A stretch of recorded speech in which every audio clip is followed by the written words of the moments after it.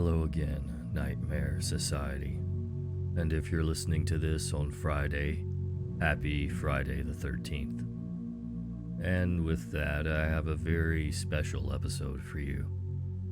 I'm ecstatic to say this is an episode produced completely by listeners. The first one of its kind, and hopefully not the last. These stories, I think, are stories you haven't heard before anywhere else. A huge thank you to the contributors for taking the time to send me their encounters. SpookyHippie, Brian, YetiForestMan, and lindseydelrey. Also, thank you to Danielle Newhouse, who frequently comments via YouTube, and I frequently forget to mention here. Hey Danielle, thanks for sticking around.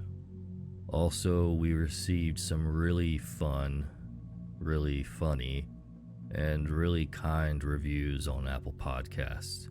You guys are amazing.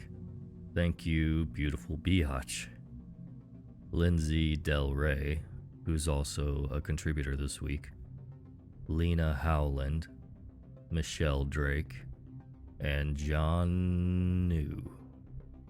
I'm so glad you all are enjoying the podcast, and I appreciate you taking the time to let the world know. I stan you guys. Now, on to the show.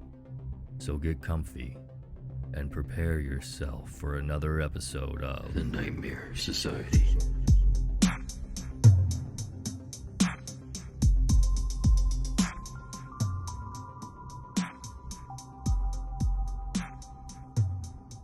I've worked at my current place of employment in retail for about 4 years now. It's a large corporate company. However, to protect myself and the company, I will not disclose its name. Our location has only been open for 6 years, so it's a very new building parallel to a small mall that was built in the 70s. Prior to these buildings, the land was just a wooded area in which I don't currently know anything about. This is just to paint a picture for the story I'm about to share with you. Ever since I started working here, there's always been talk about our store ghost. Employees have passed down their own experiences of unexplained happenings to new hires as friendly hazing. Everyone pretty much shrugs it off because I work with many skeptics. I, however, am a firm believer in the paranormal because of experiences I've had in my past. I never really had hard evidence or a personal experience with this so-called spirit until about a year after working here. Billy is the name we call it, out of respect. I'm not sure of what his true name was, but it's still better than calling him a ghost. Anyway, the first time I had actually heard or seen something paranormal in my store was one night at closing time. We close at 9:30 p.m. and are typically in the store until about 10 o'clock to close down shop. Our warehouse is located in the back of the store where most of the closing routine for my department took place. Heading to the back to dump trash, I had seen 2 of my coworkers bolt from the warehouse as I was about to enter. Both of them are grown men in their 20s. Asking what's wrong with them, they go on to explain they kept hearing tapping and walking in our AV room. Our AV room is just control panels to the TVs and intercom system throughout the store. Of course, I have to act like the tough lady and waltz into the warehouse past the boys acting like little girls, down the hallway to the AV room door. They stand nearly 10 feet behind me saying, "You're crazy. Something's beating around in there." To which I reply, "Don't be such punks. I'm just gonna knock on the door." And sure enough, I knock on the door 3 times. As clear as I have ever heard anything before in my entire life, a man's voice from behind the door says, "Hello?" in a friendly, nearly neighborly tone immediately after my third knock. Chills run up my neck and hair on my arms stand on end. I walk back toward the boys, asking them if they heard what I did, and they just nodded slowly as we all walk out of the warehouse without skipping a beat, completely dumbfounded as to what just happened. I know now, without a shadow of a doubt, there is something that walks our warehouse. I do not feel fear in the sense of it being malevolent or angry. I do, however, feel as if he is just living his life, walking around not knowing what is going on around him other than he has never died. Just living and walking the earth as he did before passing.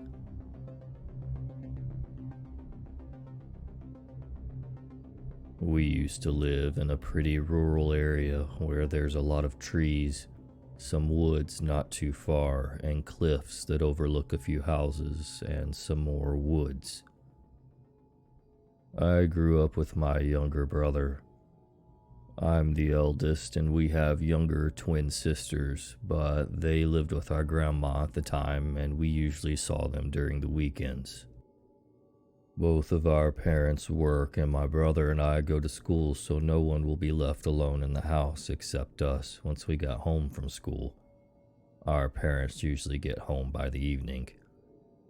We were taught to be independent, prepare our food, clean the yard, house chores, etc. I can't remember what day it was, but it's just me and my brother at home on a sunny day. No school, so it was either a school break or a Saturday, as sometimes my parents would need to work Saturdays as well, but are usually back by nightfall. It was sometime around noon and my brother went out to buy something from the store and I was indoors as it was pretty hot outside. Sometime after my brother left, I hear someone coming down the stairwell outside, as our actual front door is facing a small cliff, so you would need to go to the back of the house and up some concrete stairs if you want to go somewhere.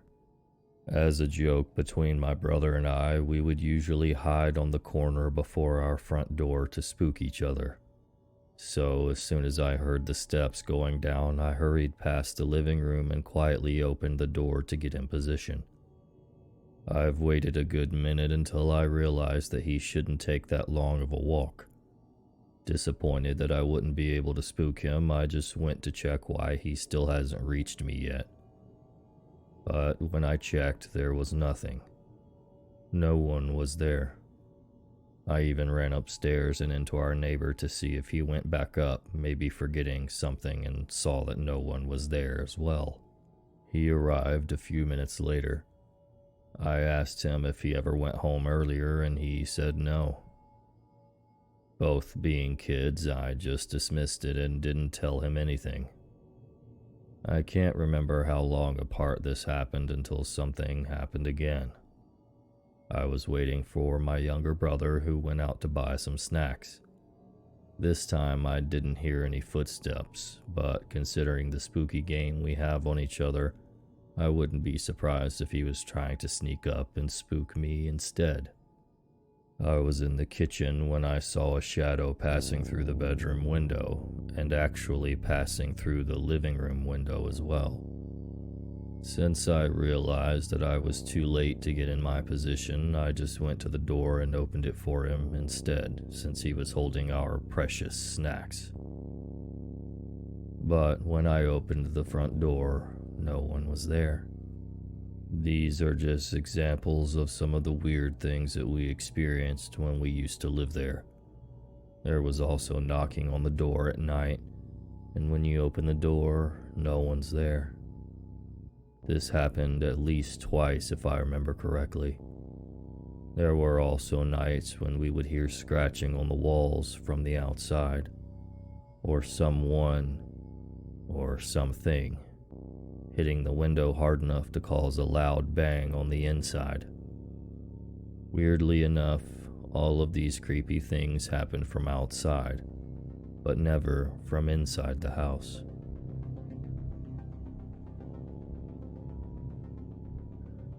So I grew up around magic and mythology as a small child. My mother, who is now a Jehovah's Witness, was a witch when I was a child. She had a bag of runes, a tarot deck, and lots of spell books and ingredients for casting. I also grew up in a German household. I'm half German, half Jordanian, hence my father's last name, which was the only thing he gave me before leaving when I was a year old. So I grew up learning Norse mythology and spell casting. I never had anything paranormal happen to me until I was 15 and made a big error of judgment. I was home alone one day, and I started to go through my mother's spell books. She used to keep them in plastic bags to, as she told me, help contain their energy. Well, I stumbled on her black magic book, which at the time I didn't know she had. I immediately started to read it and was fascinated by what was inside of it. It was full of curses, hexes, and other spells purely to either harm people or to summon things most people should never summon. I called one of my friends on the phone and told him what I found. He almost instantly asked me to read some of it to him, which I did. I read him a spell I came across, which was a way to hurt someone, called psychic attack. It would cause the person you directed it at to first be marked with a horseshoe-shaped red burn mark. Then the mark would start burning and would cause pain and misfortune to the victim. Well, after reading it aloud over the phone about 20 to 30 seconds later, my friend screamed in pain. I asked him what was wrong, and he said he had a pain in his arm he was holding the phone in. He looked at his arm and he had a red horseshoe burn. It worked that fast, but I didn't mean for it to happen to him. We just wanted to read the book and talk about it, but didn't realize the consequences of our actions. After I told him about the mark in the spell, he got freaked out and hung up the phone. Apparently, since I read this over the phone, it charged the phone with the spell. Every person I called and talked to over the next hour had the exact same thing happen to them. They all got a red horseshoe burn mark on their arm they were holding the phone with. So I stopped calling people for the rest of the day. Later that day into the night, the phone volume would turn all the way down on its own. I would turn it back up and then notice later again it was off. When night came and I went to bed, things got really bad. My stereo system started to open, change, and close the CD player on its own. This went on for about 30 minutes. Then I started to hear someone calling my name in the house from the hallway that led to my bedroom door. I didn't recognize the voice, and it didn't stop for almost an hour. This scared the hell out of me. This kept up for 2 nights in a row, and it started to get worse by the second night.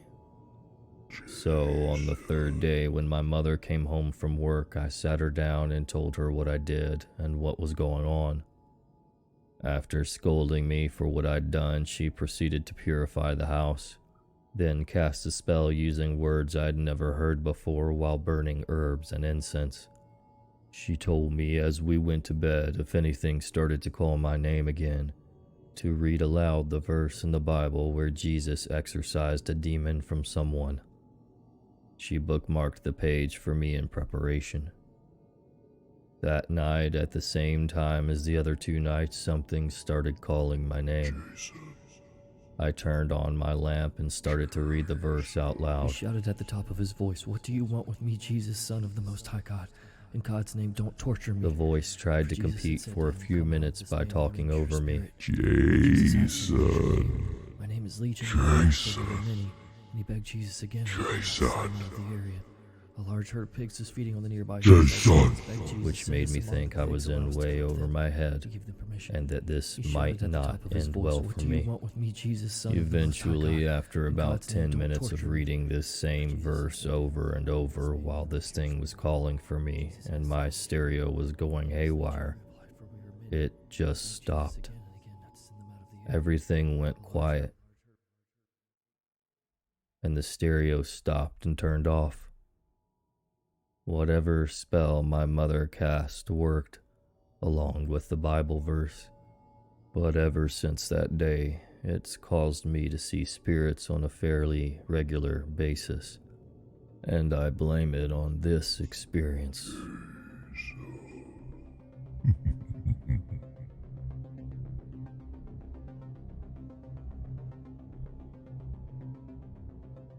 I grew up in a suburb about 45 minutes north of Los Angeles. It was a typical affluent, safe suburb, which was great to grow up in, but insufferably boring as a teen. One night, my guy friends and I decided to go for a joyride up into the hills of the Los Angeles forest that surrounded our town. We piled into my tiny Focus and drove for miles on a windy 2-lane road, smoking cigarettes and blasting music, just singing and laughing as we drove way too fast around the curves deep into the forest.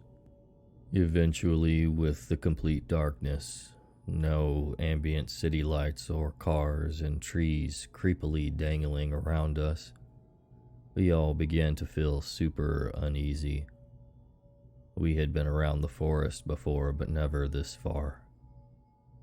We realized that we had been driving for hours, which seemed impossible. Our brand new cell phones in my car began to behave really strangely. Lights flickering, phones glitching, strange noises.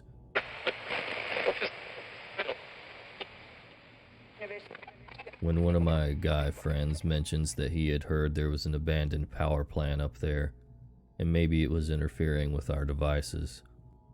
Just as he mentions this, we see a side road where we could finally turn around and head back home.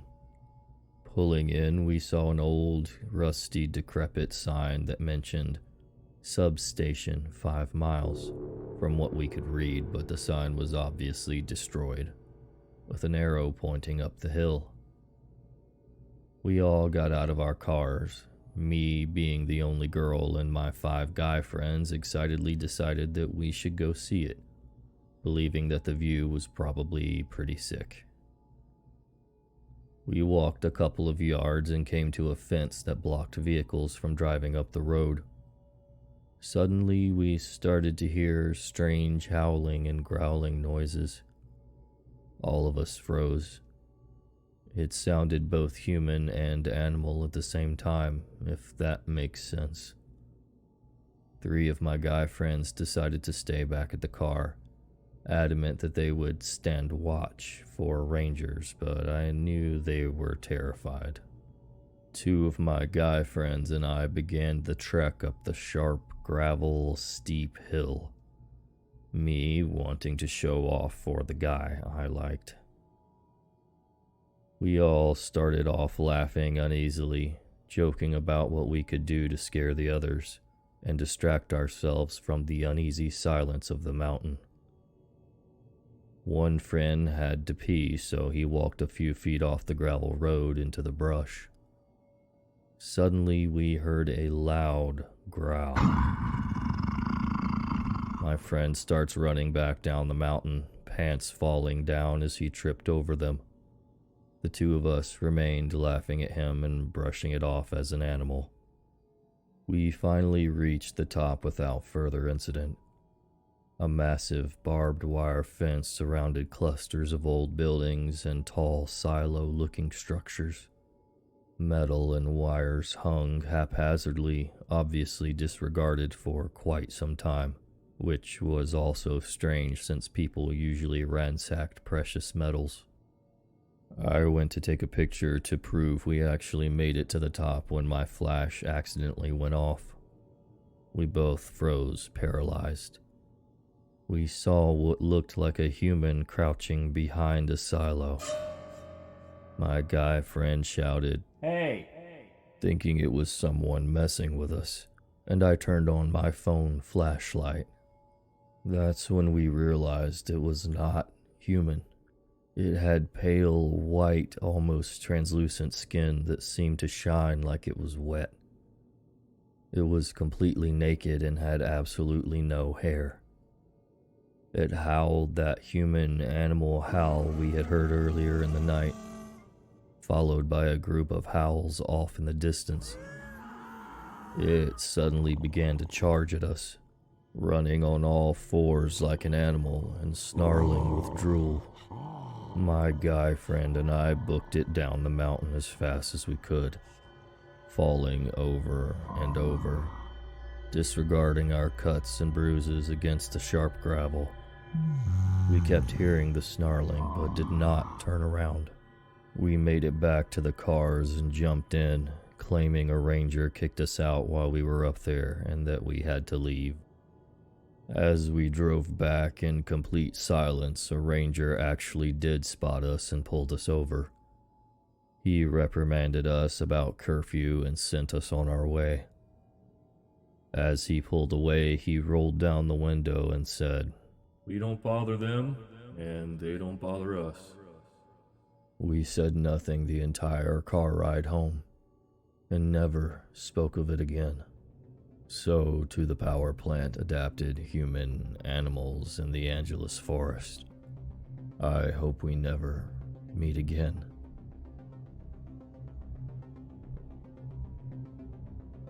Thanks again to SpookyHippie, Brian, YetiForestMan, and lindseydelrey for their contribution to this special episode. I'm always eager to hear listener stories. You can send them to nightmaresocietyradio@gmail.com. Also, don't forget to subscribe to the podcast for episode updates, and follow me on Instagram at Nightmare Society Radio and Twitter at Society_radio. Until next time, sweet dreams.